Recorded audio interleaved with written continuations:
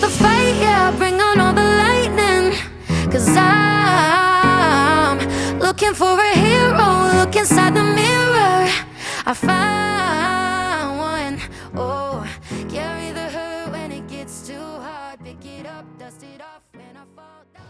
Hey, welcome to this episode of Inspired. I am your host, Takia LaShawn.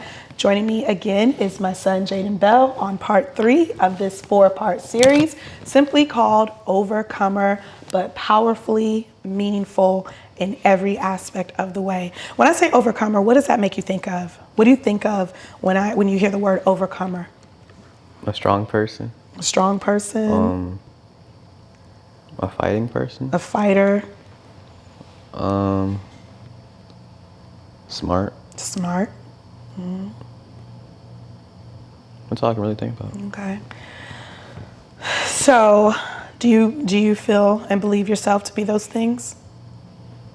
Sometimes, yeah. That's real. Hard. That's realistic. I'm not gonna say every time, because That's sometimes realistic. I have my moments. Yeah, that's realistic. Because if someone was to ask me, I'm like, yeah, I feel like I'm strong. I feel like I'm smart. But that's really realistic because, I have meltdowns. I have moments. I have times where I don't feel like I can get through or I can't do it. But we know the Word of God says we can do all things through Christ who strengthens us. Yeah. I was like, well, don't let me down. Yeah. Huh? I said pause for a second. That's okay. You got it. So in part 2 of this series, we were talking about and I really, again, want to get your take on it. I don't want it to be my words.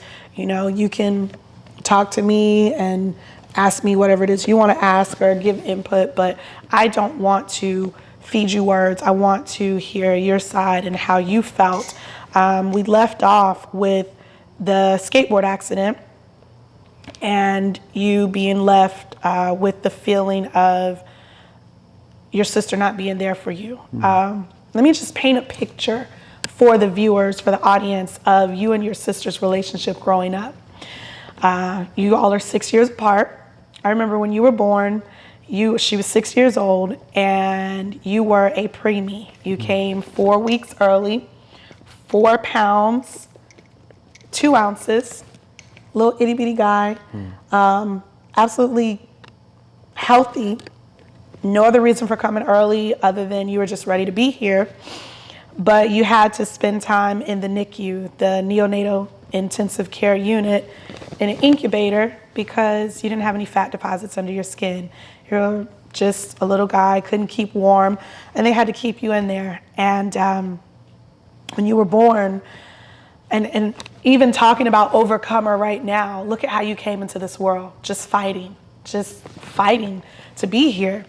And you were born, and I would spend around the clock hours sitting by that incubator, watching over you, singing to you, because I have such a fabulous singing voice. Singing to you, praying over you, talking to you, holding you. And because you were in the intensive care unit, intensive care is kind of like COVID today. Everybody can't come in here. You have to keep germs out, limited, no children were allowed. Well, your sister, 6 years older than you, 6 years, she couldn't come in because she's a kid. I'm in the intensive care unit and I'm holding you, and I hear down the hall on the other side of the door, outside in the hallway, this little itty bitty child's voice screaming and yelling, "It's my brother. Why can't I see my own brother?" And the next thing I know, I see this little itty bitty girl, your sister, with these big gloves on and the blue, what is it called? The head cap to cover her hair, and the patient gown, and she's walking in with all this extra large stuff on. And they let that little girl come in because she made a scene and a fuss about, that's my brother, and you're not going to stop me from seeing him. The hospital broke the rules for her. And she came in, and it was love at first sight. You were hers. And that's the relationship you and your sister had. And I say had, knowing in my heart of hearts that one day it will be restored. It may not be what it was, but God can make it better. But we're going to talk about the present and where we're at right now. We used to joke. I used to laugh with your sister and say, oh my gosh, when you go to college, who's going to raise Jaeden? Because we joke, because I was a single mama starting businesses. You guys were latchkey kids. You went to school and you came home, and I was either off at work or at home working. And you two formed a very, very close bond and a relationship based off that, but also based off the fact that I wanted you two to be close because I didn't grow up close with in my family. And you two would laugh and you would joke. You were best friends. And so fast forward to 11 years later, you in the hospital and hearing your sister say, I'm not coming. Now, I knew, Jaeden, it had nothing to do with you. It was the ill intent and malicious words and actions of others that had planted things in her heart against me. It had nothing to do with you. But because you're connected to me, that meant I'm not coming. Yeah. But an 11-year-old doesn't know how to process that. Talk about that. I mean, I didn't really understand it. Like when someone, like, no one was there. I've never been alone before. So it just kind of put that feeling of doubt. It was like, what happens next time something happens to me? Mm-hmm. Can't rely on you. It was just very disappointing for me. Mm-hmm. So I thought that someone who says they're my best friend, they're my friend before I meet a friend, and just was disappointing. Yeah. And it didn't put me in a dark place. It just really disappointed me and kind of made me angry a little bit. Yeah.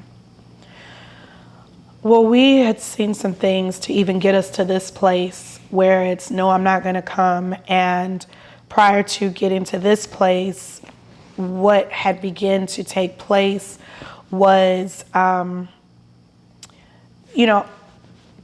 said it. I actually don't know if I've said it publicly. I like to think that I have, because I have had the opportunity with my Coffee and Connection mentor group to actually sit alongside with her sister and share her story of overcoming some things and what we've gone through.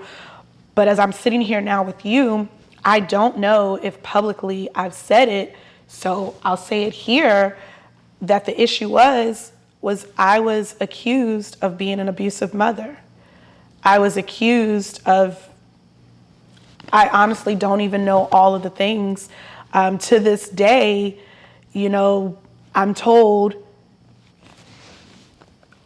Child Protective Services, that there's things on record with police reports that are not to my knowledge.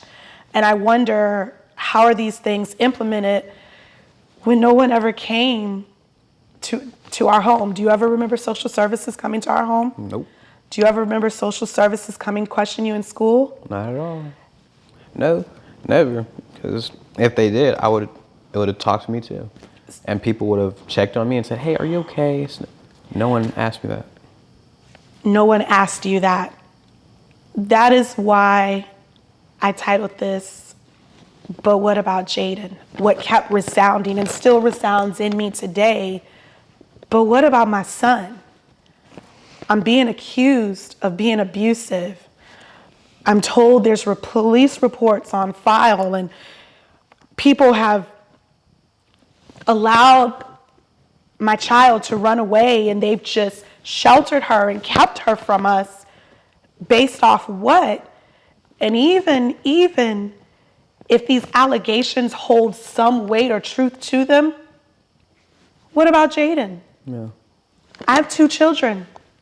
I have a baby boy at home that nobody's coming to check on. You fell off your skateboard and you got a concussion in the midst of all of this.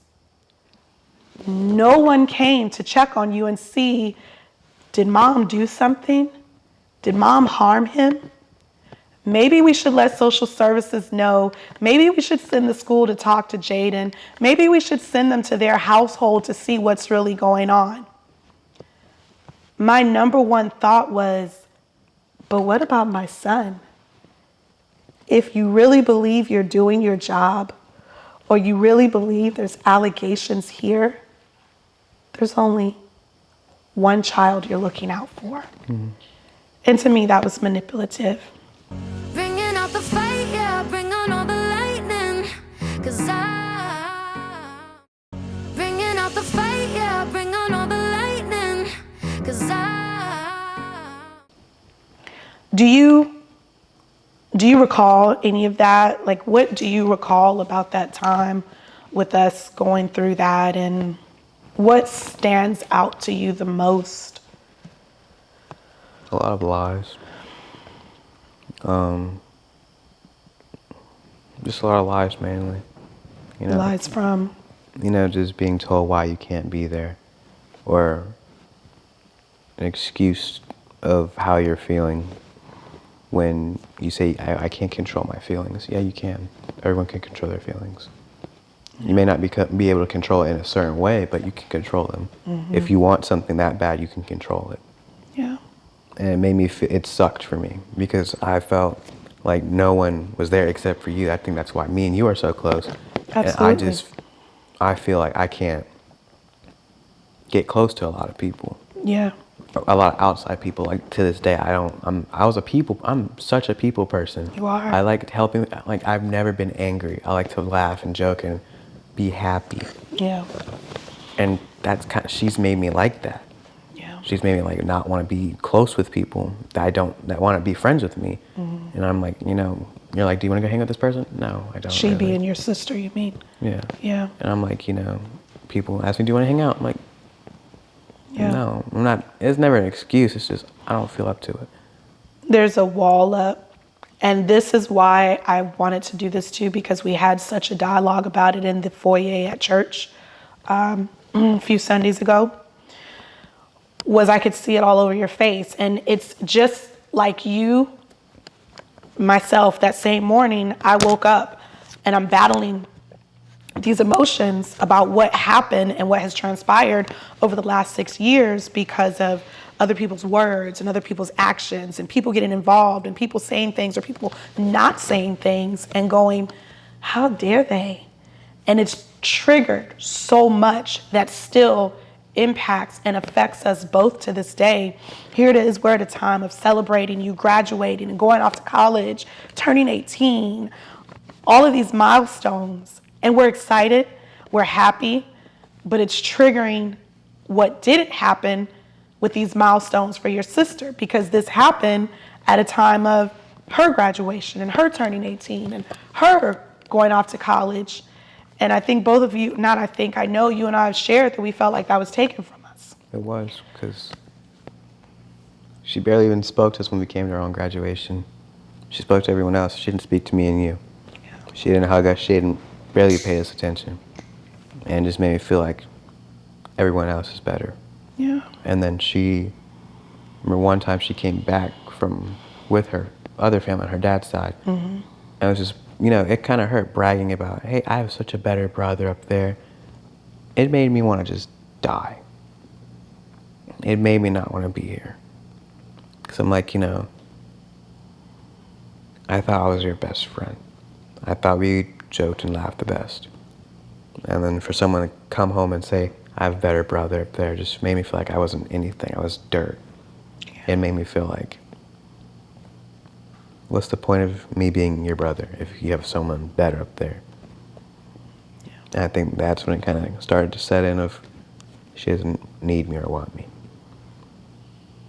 And then, you know, just going through different stuff with her threatening us and just, you know, I never thought someone would say those type of things to hurt someone.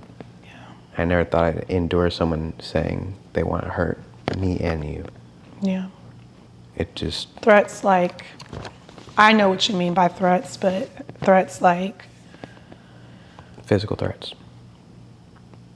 And emotional. Yeah. So it's just, I don't It makes me angry when I think about it because I'm like, you know, I'm not an angry person. I can be angry, but I don't like to. And like, it's so much because like, it affects me now. I don't want to do the same things I want to do. Yeah. And like, you know, of course I'd want her at my graduation if none of this happened, but it did. And that affects me. It's like, you know, you didn't talk to us when we were at your graduation.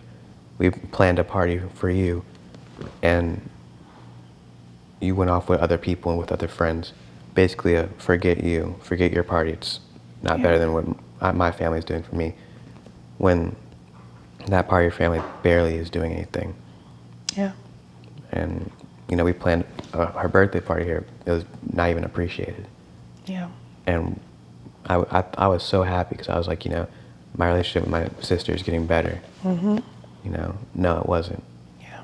Because a few days after that, another threat. It's disintegrated again. Yeah. Up and left. It just makes me feel like, you know, I'm tired of someone just coming in my life and just leaving like it's an open book. You can just turn the page and just flip it back and forth. Yeah. I never knew how to deal with it. Because I could never talk to her about it. Because even if I tried, you know, it was always an excuse of, well, you don't know how I've been feeling. And it guilt trips me every time because I'm like, well, I do get people who deal with stuff, but you make me feel this way. You know, at least once, like it used to be like every month. It'd be going fine. Something's very small. And I remember me and you put almost, I think, $1,000 in a jar. Yeah. Most of it was my money and most of it was yours. I was like, you know, hey, Mom, I want to put some money in a jar for her so she can get back on her feet and do something great. She didn't use it. She spent it on something clueless. Yeah. And it made me feel like you didn't take that seriously when we were trying to genuinely help you. That was my money that I was saving up to do something with and do something great with. Yeah. I was going to give that to someone else that really, really needed it. Someone on the side of the street, and you took it and took advantage of it. Yeah. And it just made me like, it made me feel like you basically just don't care who you hurt. You don't care you don't care whose life you come in and ruin it. You care about yourself. That's selfish. You know, it's a very difficult dynamic for me because I'm mom. I'm your mom, and I'm her mom. And you know that I love both of my children equally. Both of you all. I have no favorites here. None. But I've been forced over the last 6 years in a position of having to make sure that I don't lose one while trying to save the other. It's been no fun. It's been very difficult. And my position in this is a very difficult one. Being mom, I love you equally. And as I said, I had to make a decision to make sure I didn't lose a child while trying to save another. And there's this movie, it's called The Good Son. You probably haven't seen it, but you know who Macaulay Culkin is, right? Home Alone. Oh, yeah. You can't. I saw the blank stare, like I have no clue. Okay. But Macaulay Culkin, some years ago, played in this movie called The Good Son. And there's this scene, he basically was kind of like, and this is no comparison to the situation, I'm gonna get to the scene, but he was just, you know, he was like a bully to his little brother. And when I say bully, it was like the 10th power, like he was trying to kill him. And in this one scene, he gets to the edge, they live over by this cliff, this mountain. And he coerces his younger brother out there, and he ends up somehow pushing him over or knocking him over the cliff or something. And the mom finally figures out that, you know, the younger son isn't making this stuff up. Some stuff is going on. And she realizes, wait, they said they were going out to play. And I think she looks out the window and sees them out there, and she darts out the door, running and screaming towards them because she realizes my son is about to try to kill my other son. And they both end up going over the cliff And the mom grabs them just in time. And they're dangling over this cliff. And she's holding on to them, and she's belly flat, holding on to both of her children with one hand with all her might and all her strength. And she can't do it. She's starting to slide forward as well. She's starting to slide forward because of the weight. And the only way she's going to gain her footing is she either has to let both of them go or let one of them go.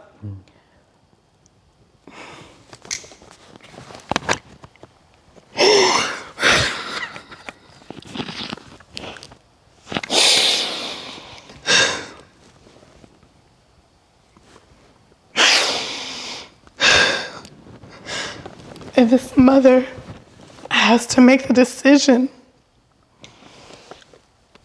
to let the child go who is bearing more weight and stress and trauma and a threat to her life and this other child's life. And she has to let her son go and grab a hold of her other child. And her son fell over the cliff.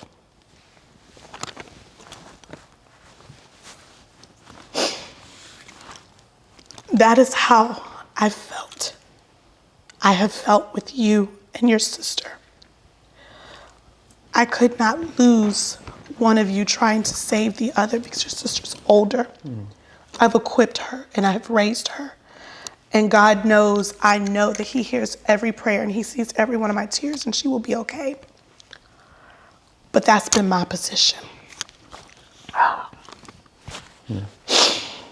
I want you to come back one more episode with me, part 4, and we'll wrap up this series, Overcomer. I thank you for being here. Thank you for joining us on this episode of Inspired. Please come back next week to hear the final series in this 4-part. Thank you. See you next week. Want more inspiration and encouragement?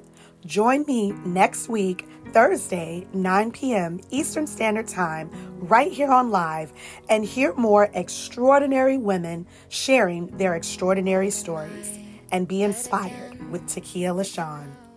This episode of Inspired with Takia LaShawn has been sponsored by The Brow Company, Beauty Bar, Makeup Studio, and Lash Spa, a Takia LaShawn salon.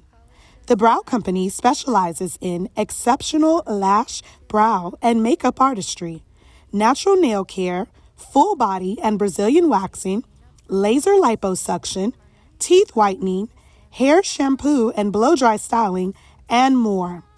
The Brow Company has 2 locations in Bluffton, South Carolina, and on Ladies Island, and are open by appointment Monday through Saturday.